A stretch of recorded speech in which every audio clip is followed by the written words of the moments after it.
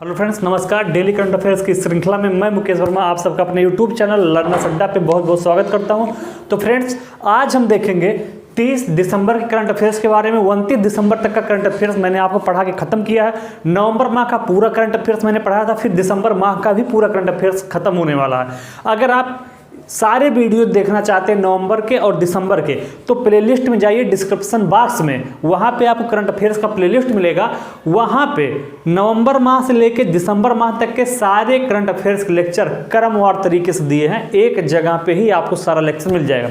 इसके अलावा पॉलिटी की जो क्लास चल रही है उसका भी लिंक आपको डिस्क्रिप्शन बॉक्स में मिल जाएगा। वहाँ पे प्लेलिस्ट दिया गया, लेक्चर 1 से लेकर लेक्चर 10 तक सब कुछ डिस्क्रिप्शन बॉक्स में आपको मेंशन मिलेगा। वहाँ से आप सीक्वेंस वीडियो देख सकते हैं अगर आज आप नए व्यूअर हैं तो आइए देखते हैं फ्रेंड्स 29 दिसंबर के करंट अफेयर्स के बारे में कि आज के प्रमुख करंट अफेयर्स कौन से ऐसे टॉप 10 टॉपिक मैंने सेलेक्ट किया जो एग्जाम की दृष्टि से बहुत ही महत्वपूर्ण है। तो देर ना करते हुए आइए चलते हैं सीधे अपने टॉपिक पे और देखते हैं आज करंट अफेयर्स की पहली महत्वपूर्ण टॉपिक क्या है। तो फ्रेंड्स, जो पहली महत्वपूर्ण टॉपिक चर्चा में है, MS धोनी चर्चा में है। महेंद्र सिंह धोनी क्यों चर्चा में फ्रेंड्स? तो ICC द्वारा घोषित दशक की पुरुष T20 और वनडे टीम का इनको कप्तान घोषित किया गया। T20 और वनडे टीम का कप्तान घोषित किया गया। तो फ्रेंड्स, MS धोनी को ICC द्वारा घोषित दशक की, इन्होंने मतलब कि ये है कि ICC ने दशक की पुरुष टीम घोषित की है इस डिकेड का मतलब 2010 से लेकर 2020 तक के बीच में जिन्होंने अच्छा प्रदर्शन किया है उनको इस टीम में शामिल किया गया है। तो उस T20 और वनडे टीम का कप्तान किसको बनाया गया? MS धोनी को। ठीक है, तो MS धोनी को T20 और वनडे टीम का कप्तान नियुक्त किया गया है, जो कि ICC द्वारा घोषित की गई है दशक की पुरुष मेंस टीम के लिए। ठीक है, अब बात आ गई ICC की, तो हम ICC के बारे में देखते हैं। फ्रेंड्स, ICC का फुल फॉर्म होता है इंटरनेशनल क्रिकेट काउंसिल। तो ICC का जो फुल फॉर्म है वो है इंटरनेशनल क्रिकेट काउंसिल। अगर हम इसकी स्थापना देखें तो 1909 में इसकी स्थापना की गई थी। हेडक्वार्टर इसका दुबई में है। इसके अलावा इसके जो CEO हैं, चीफ एग्जीक्यूटिव ऑफिसर, तो वर्तमान में इसके CEO हैं मनु साहनी। ओके फ्रेंड्स, तो ICC के बारे में हमने जाना कि ICC का फुल फॉर्म क्या होता है, इंटरनेशनल क्रिकेट काउंसिल। स्थापना हुई थी 1909 में, हेडक्वार्टर है दुबई में और CEO मनु साहनी है। आइए आगे बढ़ते हैं और देखते हैं आज करंट अफेयर्स में दूसरी महत्वपूर्ण टॉपिक क्या है। म्यांमार चर्चा में दोस्तों, तो म्यांमार क्यों चर्चा में है? भारत द्वारा भेंट की गई पनडुब्बी INS सिंधुवीर कमीशन किया। ठीक है, तो भारत द्वारा भेंट की गई पनडुब्बी INS सिंधुवीर कमीशन किया। किसने? म्यांमार ने। ओके, अब आ गई है बात यहाँ पे म्यांमार की। तो म्यांमार की अगर हम राजधानी देखें तो नेपिटो म्यांमार की राजधानी है। ठीक है, नेपिटो म्यांमार की राजधानी है और उसके राष्ट्रपति जो हैं वो विन मिंत हैं। ठीक है, विन मिंत म्यांमार के राष्ट्रपति हैं। भारत द्वारा भेंट की गई पनडुब्बी INS सिंधुवीर कमीशन किया है। किसने? म्यांमार ने। ठीक है, इसके अलावा भारत और म्यांमार के बीच में एक युद्ध अभ्यास भी होता है, उसको भी जान लीजिए, इम्बेक्स युद्ध अभ्यास। तो अगर कभी आपसे इम्बेक्स युद्ध अभ्यास के बारे में पूछे तो इसका सही जवाब क्या होगा? म्यांमार और भारत के बीच में इम्बेक्स युद्ध अभ्यास होता है। आइए आगे बढ़ते हैं और देखते हैं आज करंट अफेयर्स में तीसरी महत्वपूर्ण टॉपिक क्या चर्चा में है। अमेरिका चर्चा में है। तो फ्रेंड्स, अमेरिका किस लिए चर्चा में है? अमेरिका इसलिए चर्चा में है कि चंद्रमा की सतह पर परमाणु रिएक्टर स्थापित करने की योजना बनाई है अमेरिका ने 2026 तक। तो चंद्रमा की सतह पर परमाणु रिएक्टर, देख लीजिए, चंद्रमा की सतह पर परमाणु रिएक्टर स्थापित करने की योजना 2026 तक किस देश ने बनाई है? अमेरिका ने। तो अगर आपसे सवाल पूछे कि हाल ही में किस देश ने 2026 तक चंद्रमा की सतह पर परमाणु रिएक्टर स्थापित करने की योजना बनाई है, तो ये योजना बनाई है आपकी अमेरिका ने। ओके फ्रेंड्स, तो आइए आगे बढ़ते हैं। अमेरिका के बारे में कुछ और तथ्य देखते हैं। तो भारत और USA के बीच जो सैन्य अभ्यास होता है उसको नाम दिया गया ब्रज प्रहार। तो ब्रज प्रहार किसके बीच में होता है? भारत और USA के बीच में होता है। टाइगर ट्रंप युद्ध अभ्यास किसके बीच में होता है? तो टाइगर ट्रंप भी कॉप इंडिया।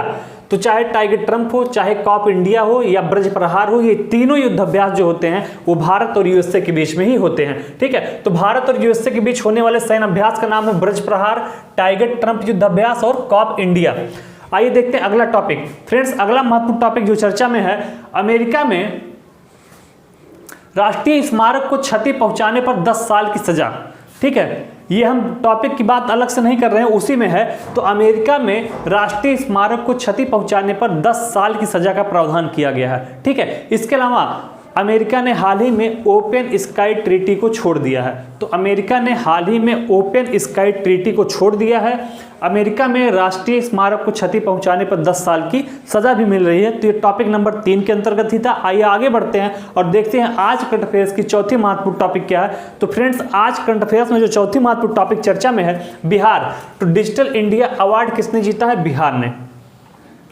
तो फ्रेंड्स, बिहार ने डिजिटल इंडिया अवार्ड जीता है। ठीक है, डिजिटल इंडिया अवार्ड किसने जीता है? बिहार ने जीता है। किस लिए? लॉकडाउन में 21 लाख से अधिक श्रमिकों को बिहार सहायता मोबाइल ऐप के द्वारा वित्तीय सहायता प्रदान करने की वजह से। तो लॉकडाउन में 21 लाख से अधिक श्रमिकों को बिहार सरकार ने बिहार मोबाइल ऐप के द्वारा वित्तीय सहायता प्रदान किया है, इसीलिए बिहार को डिजिटल इंडिया अवार्ड मिला है। ठीक है, तो डिजिटल इंडिया अवार्ड किसको मिला? बिहार को। याद रखिए, बिहार पिछड़ा हुआ है और लोगों को अगर यहाँ क्वेश्चन मिलेगा तो बिहार पे बिल्कुल नहीं जाएंगे अगर देखे नहीं है, लेकिन बिहार इसका सही ऑप्शन है। ठीक है, इसके अलावा अगर हम बात करें बिहार के अन्य पक्षों की, तो हम पाते हैं कांवर झील कहाँ पे है? कांवर झील जो कि बिहार में है, उसको रामसर साइट्स में शामिल किया गया है। तो बिहार के कांवर झील को रामसर साइट्स में शामिल किया गया है। बिहार के कांवर झील को रामसर साइट्स में शामिल किया गया है। इसके अलावा वाल्मीकि वन्यजीव अभ्यारण्य कहाँ पे स्थित है? तो वाल्मीकि वन्यजीव अभ्यारण्य भी आपका बिहार में स्थित है। तो फ्रेंड्स, आज करंट अफेयर्स में ये टॉप 4 टॉपिक हमने देखा। बाकी के जो बचे हुए 6 और टॉपिक हैं, आइए उसको भी देखते हैं। तो फ्रेंड्स, आइए देखते हैं बाकी के 6 और टॉपिक जो बचे हुए हैं। अभी हमने 4 मुख्य टॉपिक जो 4 थे उसको पढ़ के ख़त्म किया है, और अब हम देखेंगे बाकी के जो बचे हुए महत्वपूर्ण टॉपिक और हैं उस पर चर्चा करेंगे। तो आइए देखते हैं वो 6 और टॉपिक जो बच गए हैं वो कौन कौन से हैं। तो फ्रेंड्स, आज करंट अफेयर्स की 5वीं महत्वपूर्ण टॉपिक जो चर्चा में है, यूपी। तो यूपी क्यों चर्चा में फ्रेंड्स? यूपी इसलिए चर्चा में है कि राज्य सरकार ने प्रांतीय रक्षक दल, ठीक है, प्रांतीय रक्षक दल का गठन करने का निर्णय लिया। तो उत्तर प्रदेश की राज्य सरकार ने प्रांतीय रक्षक दल का गठन करने का निर्णय लिया। अगर आपसे पूछे कि हाल ही में किस राज्य की सरकार ने प्रांतीय रक्षक दल के गठन का निर्णय लिया है, तो ऑप्शन दे आपको यूपी, राजस्थान, महाराष्ट्र और मध्य प्रदेश।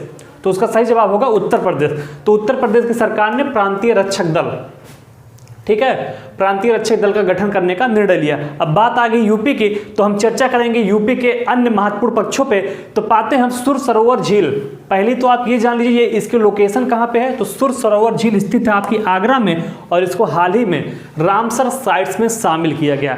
तो इसको शामिल करने से अब यूपी में रामसर साइट्सों की संख्या कितनी हो गई है? 8। तो यह यूपी का 8वां रामसर साइट घोषित हुआ है, सुर सरोवर झील, जो कि आगरा में स्थित है। इसके अलावा हस्तिनापुर वन्यजीव अभ्यारण्य यूपी का सबसे बड़ा वन्यजीव अभ्यारण्य है। अगर आपसे पूछे कि यूपी का सबसे बड़ा वन्यजीव अभ्यारण्य कौन सा है, तो यूपी का सबसे बड़ा वन्यजीव अभ्यारण्य है हस्तिनापुर वन्यजीव अभ्यारण्य। ठीक है, आइए आगे बढ़ते हैं और देखते हैं आज करंट अफेयर्स में अगला महत्वपूर्ण टॉपिक, 6वां टॉपिक क्या है। तो पूजा देवी चर्चा में है। पूजा देवी क्यों चर्चा में फ्रेंड्स? तो जम्मू कश्मीर की पहली महिला यात्री बस चालक बनी है। ठीक है, तो यात्री बस जो होती है उसको चलाने वाली महिला चालक बनी है जम्मू कश्मीर की। ये पहली लेडी हैं जो कि बस को ड्राइव करेंगी। अब तो पूजा देवी जम्मू कश्मीर की पहली महिला यात्री बस चालक बनी है। ठीक है, तो जो रोडवेज की बसें चलती हैं उसमें अक्सर आप देखते होंगे कि जो चालक होते हैं वो पुरुष ही होते हैं, लेकिन यह जिनका नाम पूजा देवी है, ये जम्मू कश्मीर की पहली महिला है जो अब वहाँ की रोडवेज बस को चलाएंगी। तो अगर कभी आपसे पूछे कि जम्मू कश्मीर की पहली महिला यात्री बस चालक का नाम क्या है, तो जम्मू कश्मीर की पहली महिला यात्री बस चालक का नाम है पूजा देवी। ठीक है, बात आ गई जम्मू कश्मीर की, तो हम उसके अन्य पक्षों को अगर देखते हैं तो पाते हैं कि जम्मू कश्मीर के जो उपराज्यपाल हैं उनका नाम है मनोज सिन्हा। तो जम्मू कश्मीर के उपराज्यपाल वर्तमान में कौन है? मनोज सिन्हा है। इसके अलावा अगर आप वहां देखें तो सलीम अली पक्षी विहार कहाँ पे है? सलीम अली पक्षी विहार है जम्मू कश्मीर में ही। डचग्राम राष्ट्रीय उद्यान कहाँ पे है? वो भी वहीं पे है। ठीक है, तो सलीम अली, डचीग्राम, ये सब कहाँ पे स्थित हैं? वहीं पे स्थित हैं। ठीक है, आगे बढ़ते हैं और देखते हैं आज करंट अफेयर्स में 7वीं महत्वपूर्ण टॉपिक कौन सी है। तो तैमूर इस्माइलोव चर्चा में है। नाम क्या है? तैमूर इस्माइलोव। तो तैमूर इस्माइलोव इसलिए चर्चा में है, यह उज्बेकिस्तान के टेनिस खिलाड़ी हैं और इन पर 7 वर्षों का प्रतिबंध लगा दिया गया, 7 ईयर्स। ठीक है, तो तैमूर इस्माइलोव पर 7 सालों का प्रतिबंध लगा दिया गया। उज्बेकिस्तान के टेनिस खिलाड़ी हैं, ठीक है।